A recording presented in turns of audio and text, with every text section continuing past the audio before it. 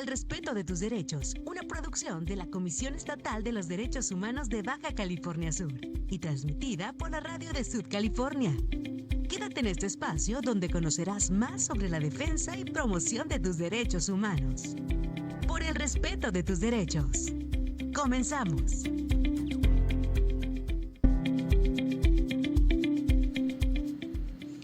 Hola, hola, ¿qué tal? Muy buenos días. Es un gusto saludarles. Yo soy Vero Galindo. Como cada martes, les damos la más cordial bienvenida a este espacio por el respeto de tus derechos, un programa de la Comisión Estatal de los Derechos Humanos de Baja California Sur y transmitido gracias al Instituto Estatal de Radio y Televisión de nuestro estado. Como cada martes, asimismo, le doy la bienvenida también en los micrófonos a la maestra Charlín Ramos Hernández, presidenta de la Comisión Estatal de los Derechos Humanos. Muy buenos días, qué gusto estar aquí en esta maravillosa mesa con un tema que me apasiona tantísimo, que es el derecho del voto de las mujeres. Es un tema que en general me parece fenomenal, histórico y que cambió realmente el rumbo de la humanidad como se conocía antes y evidentemente de los derechos de las mujeres. Y pues qué gusto saludar a todas las personas que nos acompañan a través del Instituto Estatal de Radio y Televisión de Baja California Sur. Maestra Charlín, ¿y quién mejor para platicar, para dialogar, para traer el tema a la mesa que la maestra Marina Garmendia? Ella es politóloga, es especialista en derechos político-electorales y tiene una trayectoria maravillosa en el tema justamente político-electoral. Bienvenida, maestra. ¿Qué tal? Muchas gracias por la invitación. Para mí es un gusto enorme también compartir con ustedes y con el público que nos acompaña esta mañana este tema tan interesante. Y es que además vamos a traer a la mesa muchos elementos fundamentales que probablemente las nuevas generaciones desconozcan o den por hecho o no reconozcan respecto a una lucha de años de muchas mujeres que estuvieron picando piedra para poder ser consideradas ciudadanas, para poder votar, para poder ser votadas en esfuerzos que duraron muchísimo tiempo y que hoy pues es tan sencillo para nosotras. Vienen elecciones, vamos a votar. Sin embargo, nunca ha sido así de sencillo. Pero antes de hablar de este recuento histórico y de la importancia, por supuesto, del derecho al voto de las mujeres, queremos anunciar, ayer lanzamos la Comisión Estatal de los Derechos Humanos de Baja California Sur, una convocatoria histórica, una convocatoria única en los casi 32 años del organismo. Esa es la primera vez que la Comisión Estatal de los Derechos Humanos lanza una convocatoria a un premio estatal, el primer premio estatal de derechos humanos en Baja California Sur. Y para eso le voy a ceder el uso de la voz a la maestra Charlín Ramos para que nos explique y por supuesto haga la invitación a toda la ciudadanía a participar. Pues invitándoles a todas las personas a que entren a nuestra página de internet www.derechoshumanosbcs.org.mx para que conozcan la convocatoria, se enteren cuáles son los requisitos y bajen los formatos y nos hagan llegar la información. Tienen hasta el 27 de noviembre para hacerlo. Hay 5 categorías en las cuales puede participar la persona a la que están candidateando. Pues una de las categorías es la ciudadanía en general, otra es las personas dedicadas a las ciencias, a las artes y a la academia, otra es las personas dedicadas a pues esta parte del periodismo y la comunicación social. Claro. Y finalmente la categoría de los servidores y servidoras públicas que trabajan en cualquier entidad del gobierno del estado, y finalmente también una categoría para las personas que trabajan dentro de la Comisión Estatal de Derechos Humanos. El objetivo de crear este primer premio para los derechos humanos en el estado es precisamente reconocer este grandioso aporte extraordinario que realizan personas en abono a la promoción, difusión y defensa de los derechos humanos, especialmente de los grupos vulnerables en nuestro estado. Entonces, entren, participen y pues por supuesto estaremos muy contentas de estarles dando el galardón a cada uno de estos 5 ganadores o ganadoras en cada una de las categorías, que tendrán el premio de un galardón personalizado, evidentemente su reconocimiento, y estarán en la galería de ganadores y ganadoras en el portal de la Comisión Estatal de los Derechos Humanos. Maestra, y me voy a permitir anunciar también que los galardones se estarán entregando el día 8 de diciembre en el marco del evento conmemorativo que estaremos realizando este año por el Día Internacional de los Derechos Humanos. Así es. Este evento se va a llevar a cabo en la Sala de Conciertos La Paz. Va a ser un magno evento en donde, por supuesto, estaremos convocando a la maestra Marina y a funcionariado público, a la ciudadanía en general, para que nos acompañen, sean testigos y testigas, por supuesto, de la entrega de estos galardones y sobre todo de conocer de quienes probablemente estén trabajando como la hormiguita, ¿verdad? Claro. Abajo de las organizaciones o en la sociedad civil organizada o en la generación de políticas públicas o desde la Comisión Estatal de los Derechos Humanos en aportar a la sociedad sudcaliforniana mecanismos para la defensa, protección, promoción de derechos humanos y que queremos reconocer. Habrá un jurado calificador altamente especializado en el tema que integra varios sectores de la sociedad, desde la ciudadanía hasta el área académica. Serán analizados todos estos expedientes así con lupa y por supuesto los formatos de registro facilísimos que están para descarga. Pueden consultar ustedes la página web o nuestras redes sociales y cualquier duda, pues obviamente a través de redes sociales, de Facebook, de Instagram, de Twitter o de nuestros teléfonos y correo electrónico que se encuentran también disponibles en la convocatoria. Así es que, pues a partir de hoy y de ayer por la tarde estamos recibiendo las nominaciones y esperamos contar con su valiosa presencia. Maestra, es un evento histórico. Definitivamente, la verdad es que el objetivo es justamente dar visualización a las personas que tienen todas estas aportaciones tan extraordinarias y de tan alto impacto, y evidentemente eso abona a la paz social y pues a la parte de la construcción de esta innovación que tanto me gusta. Queremos conocerles, así es que nomine a la persona que usted considere pueda ser acreedora a alguna de estas 5 categorías y del galardón correspondiente. Y pues bueno, después de este anuncio y muy contentas de hacerlo junto con la maestra Marina en este espacio, pues charlemos del tema que hoy nos trae a la mesa, el derecho al voto. Que parece ser algo muy sencillo, maestra Marina, sin embargo, tiene un largo trecho histórico. Platíquenos un poco del contexto histórico. Claro que sí. Mira, tienes mucha razón. Me parece muy importante hacer esta comunicación, sobre todo para las generaciones más jóvenes. Claro. Porque, bueno, pues las chicas de hoy, pues llegaron a un mundo, no quiero decir que todo esté resuelto, pero sí, al menos en el terreno de la política, pues a un espacio en donde pueden ejercer sin ningún problema su derecho para votar o ser votadas en su oportunidad. Y esto efectivamente no fue fácil. México, lamentablemente, fíjense, fue de los últimos países en América Latina, ya no digamos en el mundo, sino en América Latina, en que las mujeres obtuvieran el reconocimiento de su derecho a votar. Desde el siglo XIX tenemos algunos casos de mujeres que, pues, rompiendo con los estereotipos, con lo que se pensaba de las mujeres, que básicamente pues era que se debían dedicar a su casa, a su hogar, a sus hijos, pues luchaban por derechos de las mujeres y entre ellos el derecho de votar y ser votadas. El siglo XX con la Revolución Mexicana creo que es la época en donde se detona una mayor participación de las mujeres. Seguramente pues las hemos visto ahí al lado de los revolucionarios y las conocidas Adelitas de la revolución, pero también hubo mujeres que empuñaron las armas. El gobierno del general Cárdenas. Claro. Y Cárdenas, que impulsa muchas movilizaciones, el sindicalismo, la organización de los trabajadores agrarios, la expropiación petrolera, etcétera, está de acuerdo con que las mujeres participen. Se había formado ya un frente único pro derechos de la mujer, y esto de las organizaciones me parece importante mencionarlo porque nos habla ya de esta capacidad de las mujeres de ponerse de acuerdo, de hacer organizaciones, de crear una estructura, de buscar influir políticamente en torno a la defensa de sus derechos.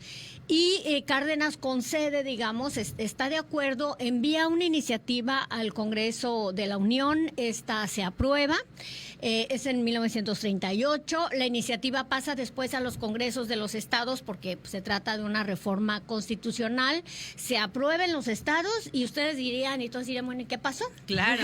Pues, ¿Dónde está el error? ¿Qué ocurre? Pues lo que ocurre es que el general Cárdenas no la publica, no se publica en el Diario Oficial de la Federación y por lo tanto no entra en vigor. ¿Por qué no se publica?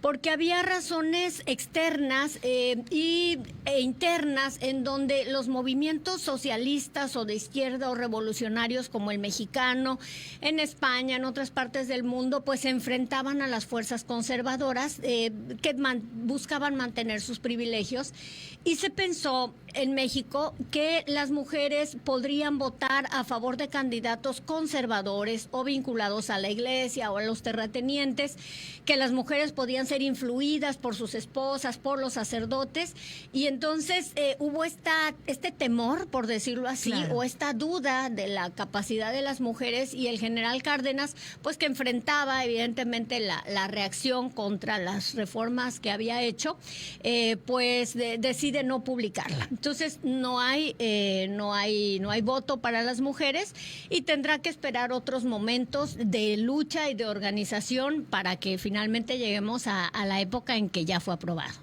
Esto es muy importante porque conocer el contexto histórico de una lucha de años, justo como decía la maestra, nos permite conocer cómo las mujeres empezamos a organizarnos en red, que lo seguimos haciendo al día de hoy, ¿no? Siempre pues subordinadas, siempre en el medio de la jerarquía, gestionando, haciendo, y la consolidación del voto no es la excepción de la forma maestra.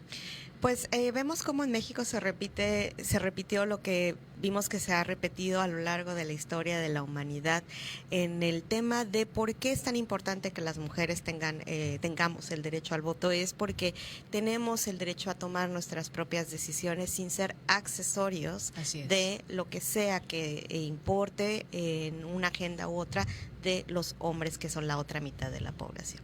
Entonces, en este momento en el cual a las mexicanas les hacen lo mismo que les hicieron, por ejemplo, a las francesas, Claro. en el movimiento de la Revolución Ilustrada, ¿no? Estas mujeres a las cuales les prometieron igualdad y se abonaron a la lucha con este objetivo en mira, pensando que la igualdad las incluía, la igualdad de los hombres, el concepto de igualdad que habían acuñado los hombres les incluía, y evidentemente fueron traicionadas en aquella ocasión. Y como vimos también en México, a pesar de que la Constitución de 1917 fue la Constitución que plasmó los derechos sociales progresistas del mundo, no nos incluye. No para las mujeres. Exactamente. Fíjense cómo estamos transitando entre la participación que naturalmente era activa, pero los derechos no estaban garantizados. Entonces, las mujeres hemos estado presentes, no significa que no hayamos sido científicas, revolucionarias, independentistas, sufragistas, pero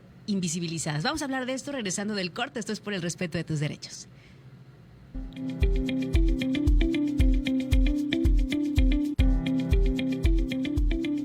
Estás escuchando Por el respeto de tus derechos. El cáncer de mama es curable cuando se detecta a tiempo.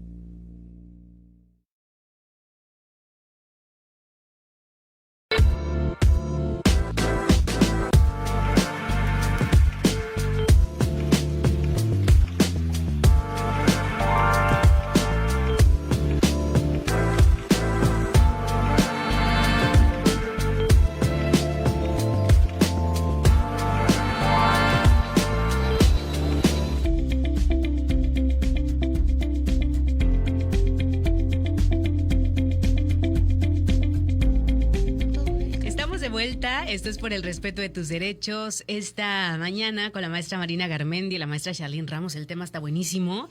El derecho de las mujeres al voto. Pero más allá de participar en un proceso electoral para votar o ser votadas, estamos retomando este contexto histórico que le da importancia a hoy reconocer que podemos votar. Y justo la maestra Marina nos platicaba un poco de los albores de la lucha, de cómo casi se logra pero no se publica y entonces pues queda sin efecto esta reforma.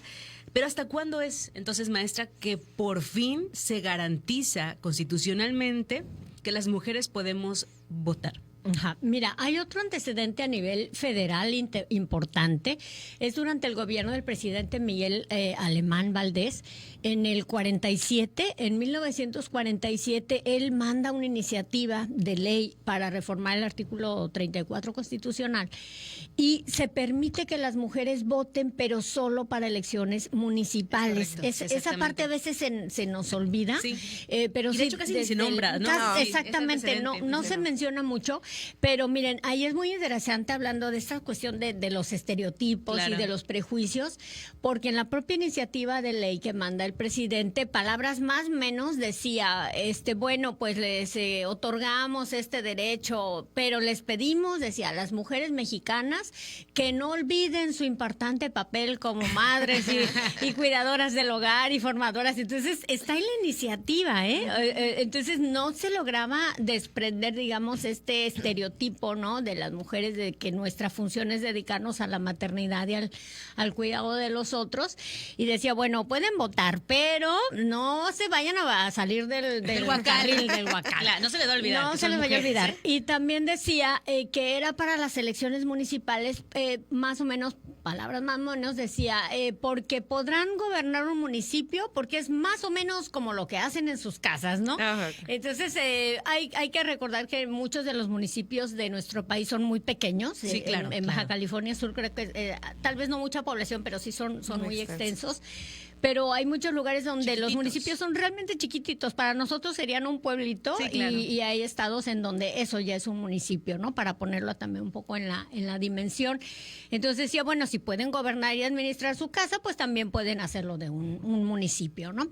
Entonces el 47 es este momento importante, pero que no tuvo mucho impacto. Digamos, en medios no se reconoce, no se conmemora, no se festeja, pero efectivamente, detrás de esta decisión del presidente, pues estuvo la lucha organizada de las mujeres. Y finalmente llegamos a los 50. En los 50 hay que decir que ya en el mundo estaban pasando cosas muy importantes. Había distintas organizaciones internacionales como la ONU, se habían reunido mujeres en varias partes del mundo a favor de los derechos humanos y en particular de los derechos humanos de las mujeres. Y México se estaba quedando muy rezagado respecto de los países en donde ya había voto de las mujeres. En América, les decía que ya en América Latina prácticamente todos los países tenían el voto femenino. Canadá en el 2000, en el 18, Estados Unidos en el 20, desde 1920. Entonces estábamos ya en los 50 y México no había voto. Y el candidato entonces del partido dominante, el Revolucionario Institucional, Adolfo Ruiz Cortines, va a ser visitado por un grupo de mujeres organizadas, que encabezaba en ese momento una mujer muy importante que había sido diplomática, había sido una funcionaria pública de mucho nivel, de mucho peso, Amalia Castillo Ledón. Claro. Y Amalia, junto con otras mujeres, cuando él es candidato, lo visitan y le dicen, bueno, vamos a apoyar su candidatura, pero recuerdo que ella estaba en el sector femenino del PRI. Entonces era como, licenciado, vamos con usted, pero necesitamos que reconozcan ya este derecho de las mujeres. Y Ruiz Cortines le dice que sí, pero dice, bueno, pero pues yo las veo aquí ustedes, pero realmente ¿cuántas mujeres en México quieren votar? Les pido una lista con firmas de apoyo. Entonces la organización de doña Amalia se da la tarea de recabar estas firmas. y juntan 500,000 firmas, fíjense, 500,000 de firmas de mujeres mexicanas que están a favor de que se reconozcan sus derechos y le entregan la lista y entonces, bueno, ya no hay, digamos, marcha atrás. Y ya vio que había este quórum, ¿no? en octubre de 1953 es que se envía la iniciativa de reforma y se publica el 17 de octubre, por eso es la fecha en la que conmemoramos el acontecimiento de que las mujeres pueden votar y ser votadas en México. Pero no es así, o sea, la primera vez que salimos a las urnas es hasta el 58. En el 55. En el 55, porque es la elección siguiente de esta reforma constitucional. Y ahí, por ejemplo, 4 mujeres logran alcanzar una curul en la Cámara de Diputados. Ahora, estoy hablando a nivel federal, claro, ¿verdad? Pero miren, nada más para claro, lo anecdótico de estos temas, ya había habido algunos estados en donde se había reformado la constitución local para que las mujeres pudieran votar, estados como Yucatán, que tiene a la primer diputada, que es Elvia Carrillo Puerto, en 1923, y en Tabasco, pero fíjense que las constituciones decían que las mujeres, o sea, locales, decían que podían votar, pero se ponían una serie de requisitos, entre ellos uno muy importante, que las mujeres para poder votar debían tener una moral intachable, ¿no? Entonces, claro, se diría, bueno, ¿y los hombres qué, no? Claro. Entonces se pedía que fueran buenas mujeres, no sé quién, claro. O sea, además imagínense cómo comprobar que eres de moral intachable o no. Sí. Pero bueno, esto está en la historia, es real, ¿no? Como estos discursos presidenciales de los que hablábamos hace unos momentos. Entonces sí, es en el 53 y lo que tenemos es que las mujeres pueden votar y ser votadas. Sin embargo, en ese momento la ley electoral no reconoce candidaturas independientes. La única vía para que una persona pueda ser candidata y ocupar un cargo de elección popular son los partidos políticos. Y los partidos políticos no postulaban a mujeres a los cargos de elección popular. Entonces tenemos que está el derecho de votar, que bueno, ese es, digamos, ir el día de la elección, pero para ser votadas no se daba esta posibilidad de obtener una candidatura.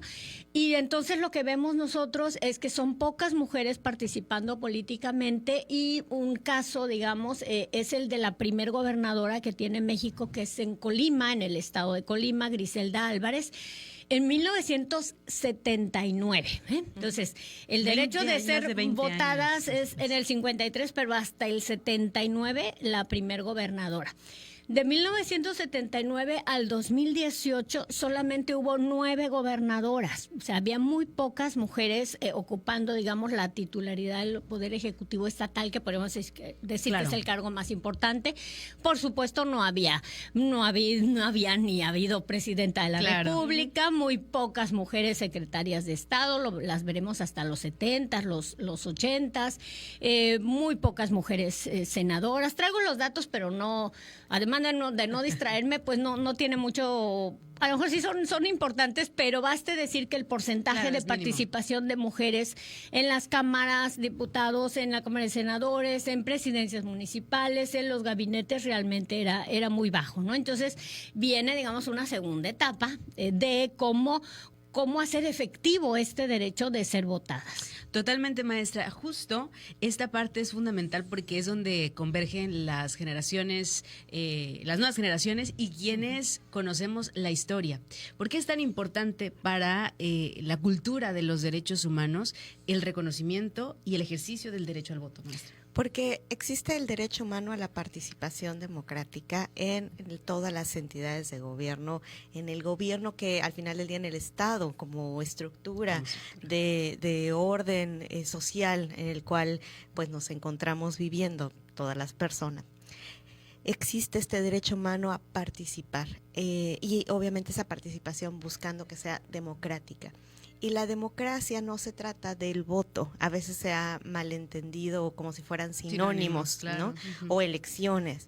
Realmente la democracia es justamente esta oportunidad de que las decisiones se construyan en colectivo, con la mayoría de las personas posibles, y también atendiendo a que también la democracia tiene límites, ¿verdad? Maestra, ¿qué tal si platicamos un poco de estos límites de la democracia, participación, voto y mujeres, ahora a que regresemos del corte? Vámonos, esto es Por el Respeto de tus Derechos.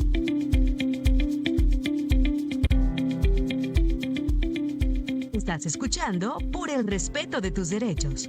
¿Cuánto es de la reparación, joven? Son 1,700 pesos. 1,000 pesos, 4 rayitas, 500 pesos, 3 rayitas y 200 pesos, 2 rayitas. ¿Cuáles rayitas?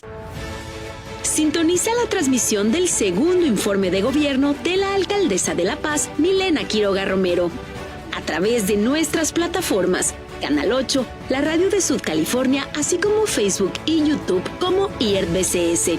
Este jueves 9 de noviembre a partir de las 7 de la tarde.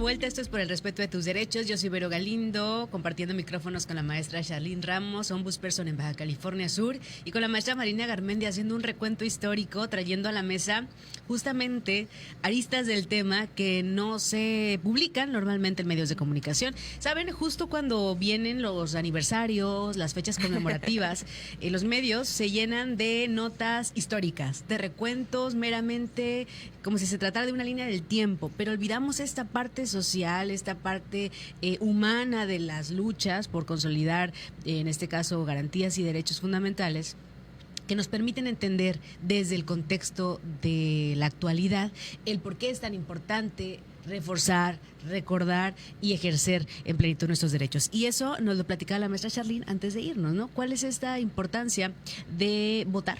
¿no? Para garantizar los derechos de todas las personas.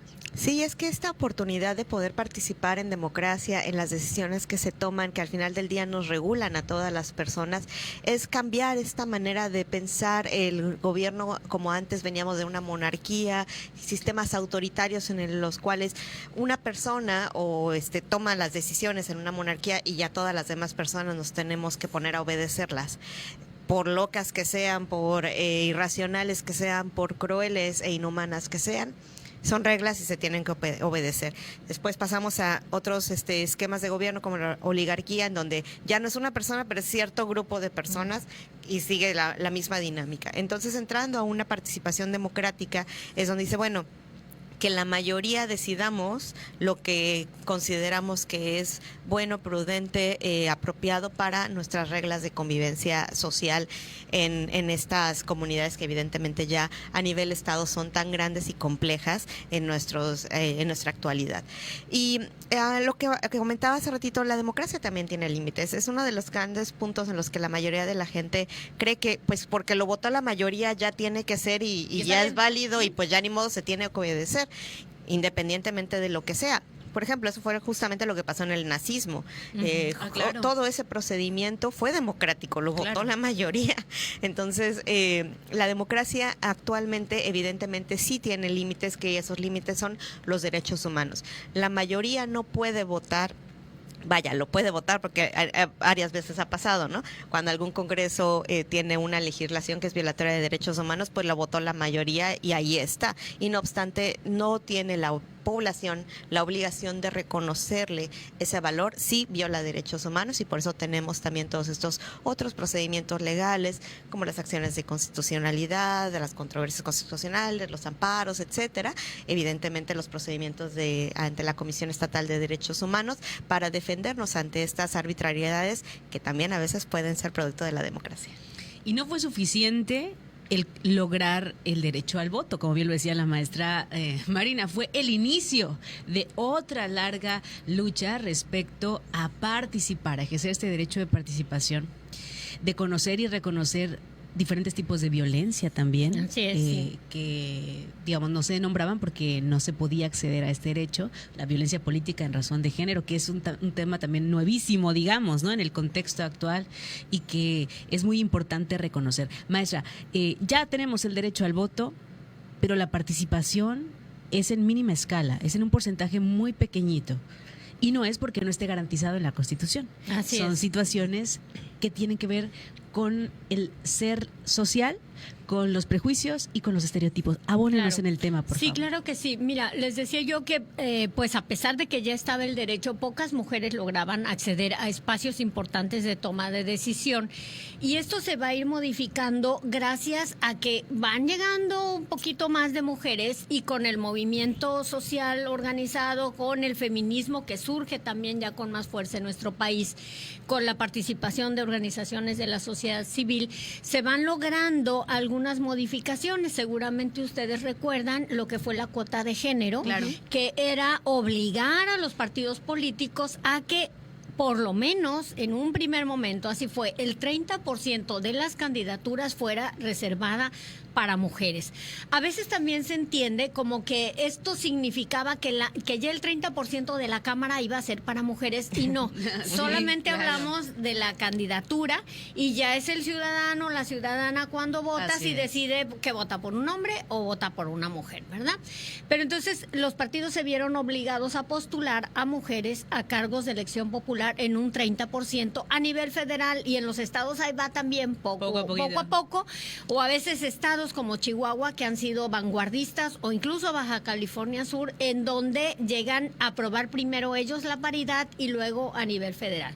Del 30% se pasa al 40% y en el 2014, en el periodo de Peña Nieto, el presidente manda una iniciativa de ley para que la mitad, y por eso hablamos de paridad porque son pares iguales, mujeres, la mitad de las candidaturas de los partidos políticos sean para hombres y la otra mitad para mujeres.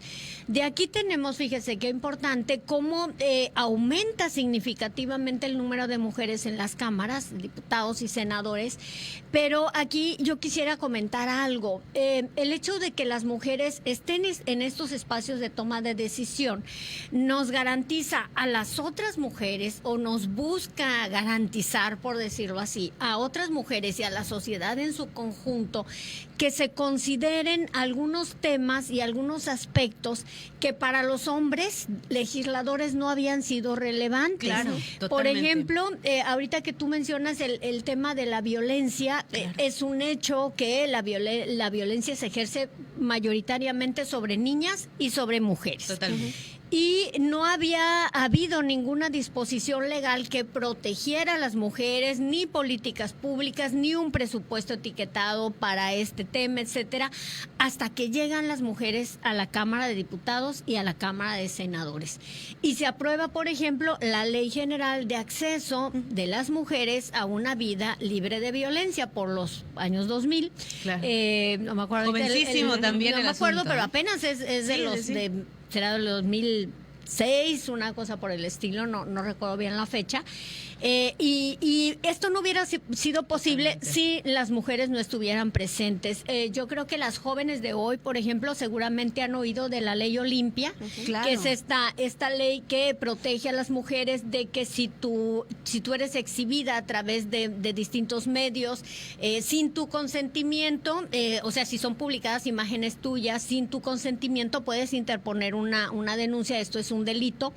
Y esto se debe a las mujeres, o sea, debemos también, digamos, reconocer que el hecho de que haya mujeres no solamente es como parte de la democracia, porque estamos hablando de más de la mitad de la población Claro. que tiene derecho a estar representada, sino que al haber mujeres hay otra perspectiva, hay otra mirada, y se consideran aspectos que para los hombres no eran relevantes, ¿no? O sea, no me imagino yo a legisladores haciendo iniciativas, por ejemplo, para los derechos reproductivos de las mujeres, claro. ¿verdad? ¿Por qué? Pues porque no, o sobre violencia ginecobstetra, Claro. pues es natural porque no forma parte de su experiencia de vida. Claro, totalmente. Y de los roles de género que nos ha tocado desarrollar a lo largo de nuestras propias historias personales, ¿no? El tema del derecho, de los derechos sexuales y reproductivos es muy importante para la Comisión Estatal de los Derechos Humanos, porque el día de hoy tenemos un tema justamente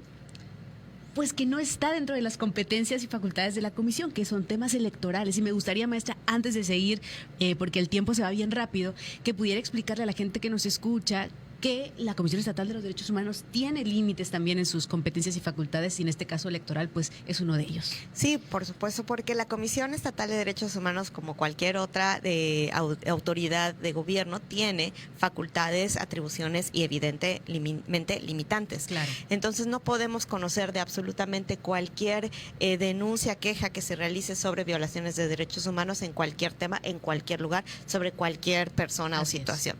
Entonces las competencias que sí tenemos pues son violaciones de derechos humanos realizadas por personas que son servidores públicos, que son del ámbito estatal y en los temas administrativos. No podemos conocer e investigar sobre quejas de violaciones de derechos humanos en temas electorales, no podemos conocer en temas de jurisdiccionales, por ejemplo, también, no podemos conocer en nada que tenga que ver con autoridades federales tampoco.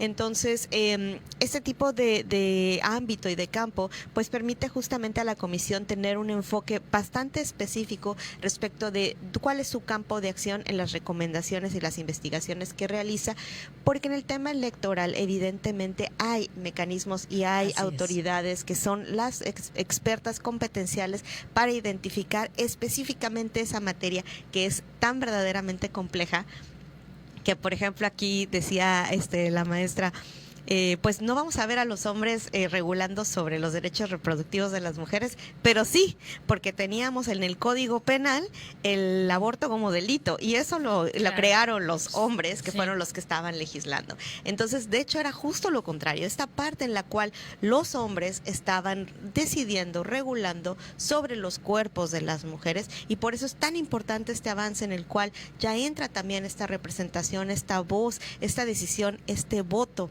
esta oportunidad de participar con democracia y ahora después a una paridad sustantiva y realmente que sí sea real, no solamente de números, sino también en calidad y en cantidad, en la cual ya podamos decir, oye, espérate, no, este tema evidentemente está transgrediendo la esfera de las personas, de las mujeres en específico. Y esto es muy importante, maestra, porque, digamos, maestras, empezamos a votar.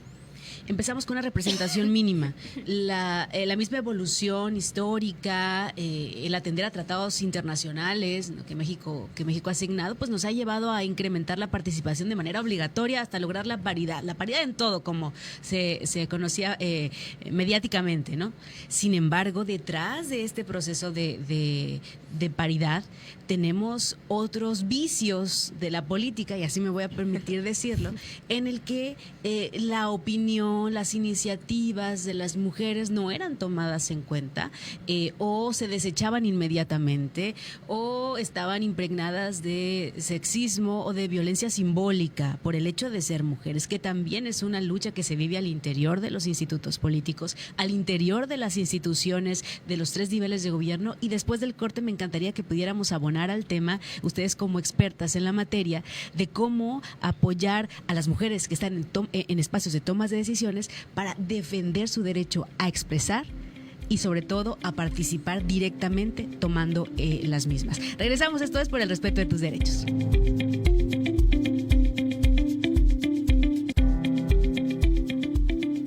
Estás escuchando Por el Respeto de Tus Derechos.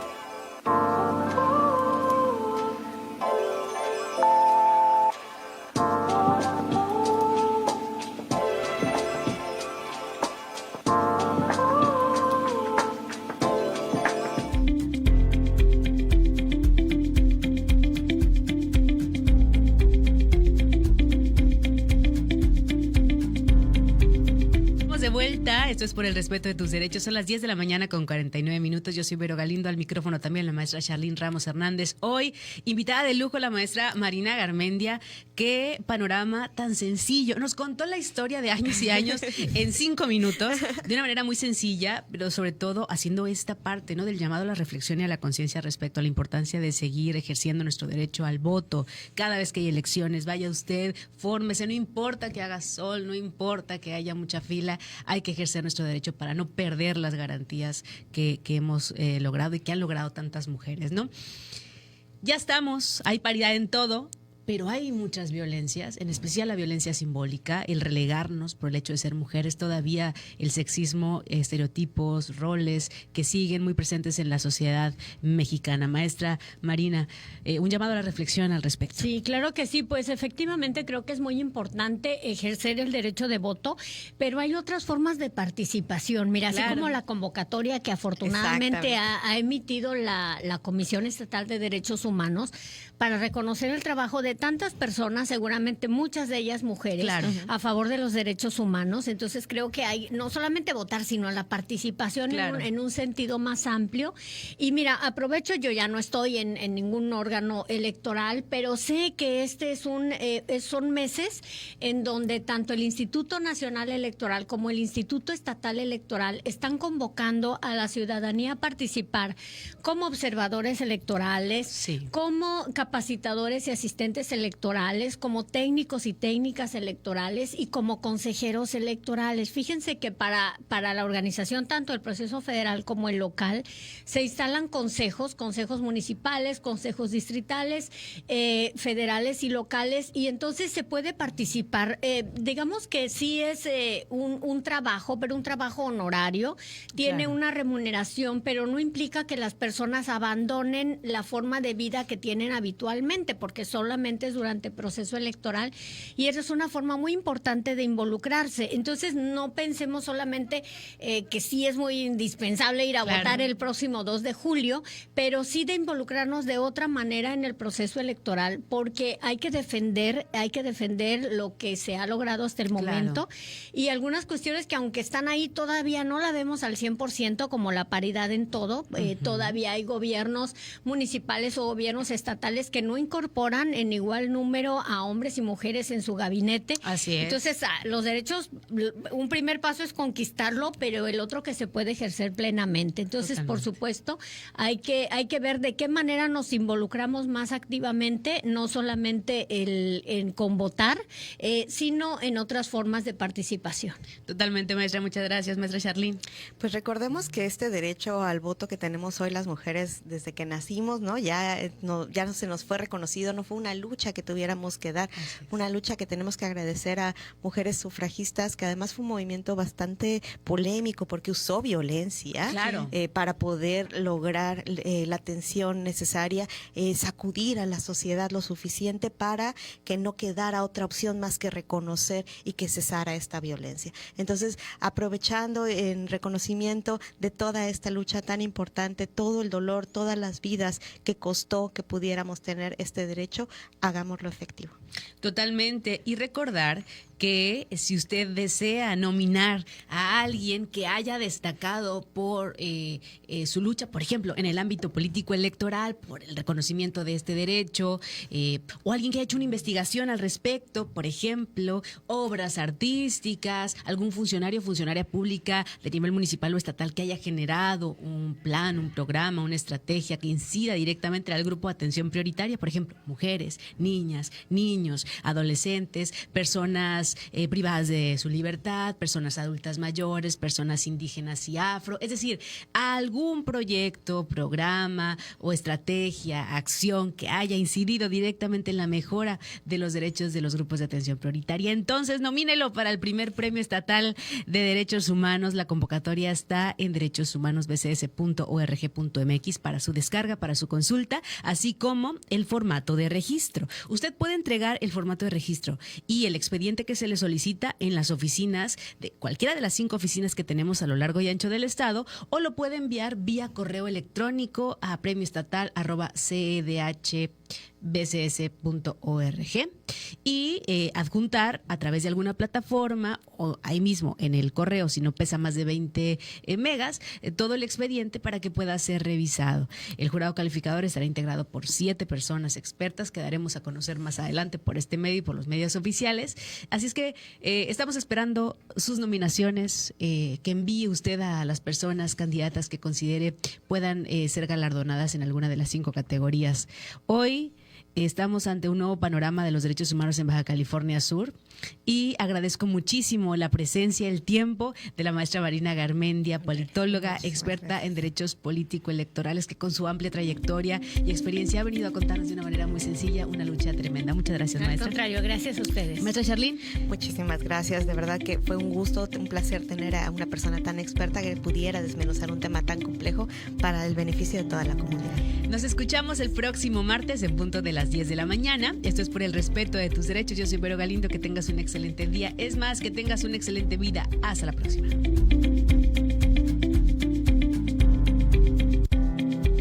Esto fue Por el Respeto